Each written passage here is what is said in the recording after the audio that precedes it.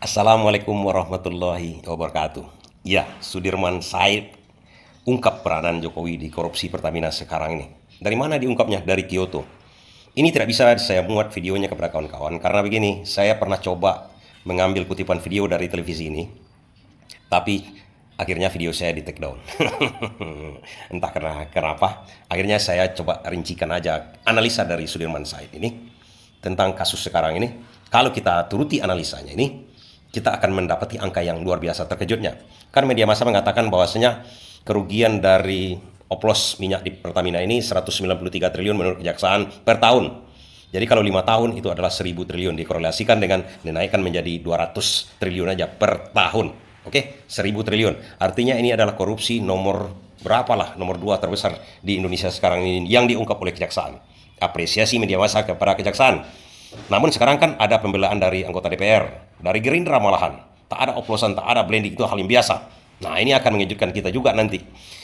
Hal ini mengarah kepada satu titik nantinya. Satu titiknya kalau kita ikuti lagi analisa, kita teruskan berkembang analisa liar tentang kata-kata dari Sudirman Said yang dipecat dari Kementerian ESDM tahun 2016.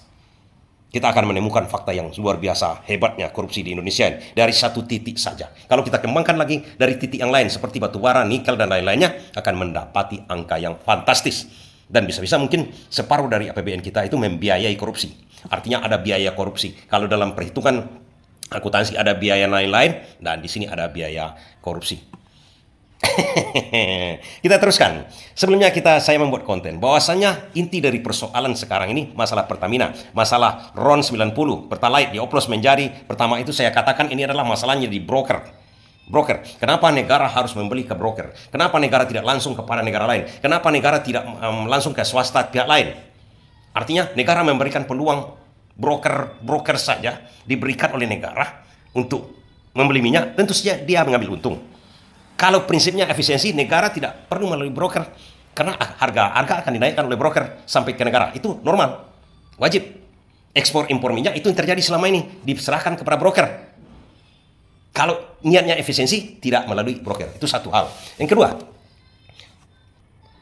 broker udah pasti banyak macamnya. Ada yang broker yang lurus, ada yang tidak lurus. Ada yang dengan sadar mengambil cuma dari yang halal, dan ini yang haramnya lagi. Nah, ternampak di sini. Dipalsukan artinya. Pertalite diberikan kepada Pertamina, Pertamina beli dengan harga pertama. Kan itu yang terjadi sekarang ini. Itu yang diungkap oleh kejaksaan sekarang ini. Kedua, kita menganalisa bahwasanya ini bukan masalah broker atau Pertaminanya yang salah di sini. Bukan oknumnya yang salah. Inti permasalahannya adalah orang yang membuat peraturan broker ini. Siapa yang membuat peraturan? Bahwasanya Pertamina atau negara harus membeli ke luar negeri harus melalui broker. Di situ kuncinya kan. Kenapa dibuat peraturan seperti itu? Kan itu yang kita pertanyakan kemarin. Dan siapa-siapa orang yang bertanggung jawab membuat peraturan seperti ini? Apa niatnya untuk membuat peraturan seperti ini? Oke, kita teruskan. Nah, inilah yang diungkap oleh Sudirman Said dari Kyoto. Diwawancarai oleh E-News yang tak bisa saya petikkan wawancaranya. Karena ini kawan-kawan. Dia menyatakan, ini sudah terjadi lama sebelumnya katanya. Seperti yang kita ketahui, minyak kita ini dari tahun 2000 sebenarnya sudah berkurang. Artinya pasokan minyak mentah yang ditambang dari dalam bumi ini tidak mencukupi lagi untuk keperluan dalam negeri dan sudah harus diimpor. Dan pada waktu itu, pada zaman Sudirman Said menjadi Menteri ESDM, sudah digagas untuk menambah eksplorasi namanya, agar minyak mentah ini bisa diambil lebih banyak lagi, produksinya lebih banyak harian sehingga bisa mencukupi untuk kebutuhan rakyat Indonesia. Oke, di situ kuncinya. Jadi eksplorasi ladang minyak ini sudah stagnan. Dibuatlah waktu itu ada untuk blok Masa Lembu yang terkenal. Cadangan minyak kita luar biasa. Namun ini di stop di tengah jalan. Nah, ini kuncinya. Di stoplah itu di tengah jalan. Sementara Sudirman Said sebagai Menteri ESDM yang juga terkenal membongkar masalah Papa minta saham. Lain waktu kita berbicara masalah itu. Kemudian dengan Setia Novanto yang akhirnya terkena masalah EKTP kan. Dan kemudian juga macam-macam lah yang dibuat oleh Menteri ESDM Sudirman Said ini. Tapi kuncinya di situ, Sudirman Said kalau saya lihat di sini, dia ingin meneruskan blok Masa Lembu, eksplorasi blok Masa Lembu, ditambang dari bumi Indonesia sendiri agar mencukupi kebutuhan dalam negeri Indonesia. Tapi apa yang terjadi? Di stop oleh Pak Jokowi. Itu kuncinya. Ini kuncinya, karena Pak Jokowi mendengarkan orang-orang yang baru masuk di lingkaran dia pada waktu itu. Sudirman Said diangkat menjadi Menteri ESDM adalah tahun 2014, sama dengan Anies Baswedan, sama dengan yang lain. Ada berapa orang itu yang diangkat pada waktu itu. Nah, di situ kuncinya.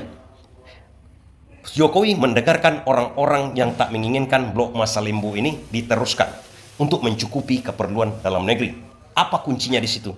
Akhirnya di stop oleh Jokowi. Akhirnya Sudirman Said ditendang dari kabinet.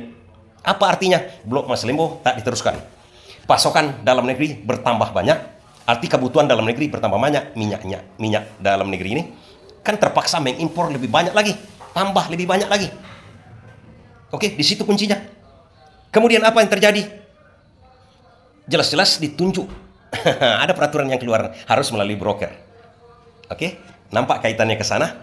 Di stop untuk eksplorasi penambangan minyak dalam negeri. Muncullah impor yang harus banyak. Dan impor ini wajib melalui broker. Di sini kuncinya. Siapa-siapa orang yang terlibat di situ, kata Sudirman Said, lihat aja di lingkaran Jokowi dulu itu. Pertanyaan kita, apakah ini diketahui oleh Pak Jokowi atau tidak? Kalau kita analisa, apakah ini diketahui oleh Pak Jokowi? Sulit saya mengatakan dia juga memahami hal ini. Yang seperti kita tahu, kalau ada korupsi besar-besaran atau korupsi di sehari-hari aja lah. Kemudian kita bayar aparat sedikit aja. Misalnya kita melakukan kesalahan sampai maling atau korupsi sekitar 100.000. Kemudian untuk melepaskan kita bayar cuma 1.000 aja. Artinya di sini mungkin saja Pak Jokowi tidak tahu ini sebesar ini gejalanya nanti. Tapi orang-orang di sini yang ingin kemaruk, yang ingin membuat peraturan itu untuk kepentingan dirinya sendiri, mengetahui hal itu. Potensi besar dalam bidang ekonomi, potensi besar untuk laba yang jahat. Ini yang dikatakan oleh Sudirman Said. Jadi mengerti maksud saya. Jadi dari segi ini sudah mulai dari 10 tahun yang lalu dikondisikan seperti itu. Dikondisikan sampai sekarang, akhirnya apa yang terjadi? Impor dan ekspor melalui broker. Itu yang konten saya sebelumnya. Itu udah sistematif, masif dari dulunya. Dan bisa-bisa cuma lemparan kalau memang Pak Jokowi ataupun aparat tidak mengetahui ini, mungkin dilempar-lempar sedikit saja. Tapi yang broker ini pasti untung besar. Dan orang yang membuat broker ini, orang yang mendalangi broker ini, udah pasti orang yang hebat di negeri ini. Karena 10 tahun tak terbongkar-bongkar, baru sekarang dibongkar oleh kejaksaan. Kan begitu? Kalau kita hitung-hitung lagi, kalau 10 tahun, kita cocokkan aja angkanya dengan 200 triliun. Kali 10 tahun, 2.000 triliun. APBN kita kemarin tahun 2024 cuma 3.000 triliun. Apa artinya di situ? Kita berhutang untuk membayar para perampok-perampok ini. Itu masih dalam minyak ini aja. Minyak aja. Kalau kita korelasikan, artinya kalau 10 tahun, itu kan 2.000 triliun. Kalau setahunnya 200 triliun. Kita bayar hutang setiap tahunnya kepada di hutang negara, sebelum 2025 ini sampai 2024 itu adalah rata-rata 400 triliun per tahun. Ini dikorupsi 200 triliun per tahun. Artinya separuh itu bisa untuk membayar hutang dan bunganya. Satu hal. Itu baru satu kasus. Belum lagi nikel misalnya yang disentil oleh Faisal Basri. Alangkah bodohnya. Ingat dulu, banyakan tolol gara-gara si Rocky Gerung mengatakan, juga Faisal Basri mengatakan begitu. Ada ekspor nikel kita ke Cina, jual ke Cina dengan harga $34 per ton. Sementara harga pasaran dunia adalah 84 ton. Nah, ini yang kita lihat di sini. Ini lebih luar biasa lagi. Jual tempat yang murah, sementara ada pasar yang lebih mahal. Itu yang dikatakan oleh Rocky Gerung, yang sampai dia masalah ke pengadilan. Kok dijual murah, sementara ada yang mau beli mahal? Kan aneh. Ini berkaitan juga mungkin dengan broker-broker, bisa jadi. Itu dua sektor baru. Kalau kita teliti angkanya lagi, kalau Faisal Basri rigid angkanya sama dia, kalau kita teliti lagi, itu dua kasus yang saya contohkan kepada kawan-kawan. Belum lagi batu bara, belum lagi sawit, belum lagi yang lain-lain. Kalau dalam kasus-kasus seperti itu, belum lagi kalau kita lihat pajak yang tak pernah diperiksa, instansi pajak yang tidak pernah diperiksa. Ini menjelaskan kepada kita ini yang diungkap sebenarnya oleh Sudirman Said. Ini keterlibatannya sama dengan aspirasi masyarakat. Adili Jokowi dulu, apakah dia terlibat atau tidak? Sepertinya mungkin dia tidak mengetahui betul, karena di sekeliling dia itu adalah konglomerat terakhir yang memang dua piawai dalam bisnis, karena dalam konglomerat atau saudagar ataupun perniaga. Jadi konglomerat itu yang ada dalam idealisnya, ideologinya bukan untuk membangun negara, yang ada dalam otaknya adalah laba, laba, laba, laba. Laba itu dua macam, laba bersih dan laba kotor. Laba kotor dikaitkan dengan ini. Bisa aja dengan cara merampok, cara berkayasa, dan lain-lain. Berkaitan juga dengan konflik kepentingan. Dan Sudirman Said, kita tahu orang yang tak mau ada konflik kepentingan dan kemudian tidak mau merangkap jabatan. Ini kuncinya. Sudirman Said waktu diangkat oleh Anies Baswedan menjadi tim tertentu waktu jadi gubernur Jakarta, dia melepaskan jabatannya yang lain. Dia cukup satu jabatan. Inilah yang mungkin menjadi dasar dari Sudirman Said. Dia tidak mau rangkap jabatan. Di zaman Menteri ESDM, dia melihat hal itu. Itu kuncinya. Karena Sudirman Said kita tahu otaknya cemerlang. Seperti Anies Baswedan juga.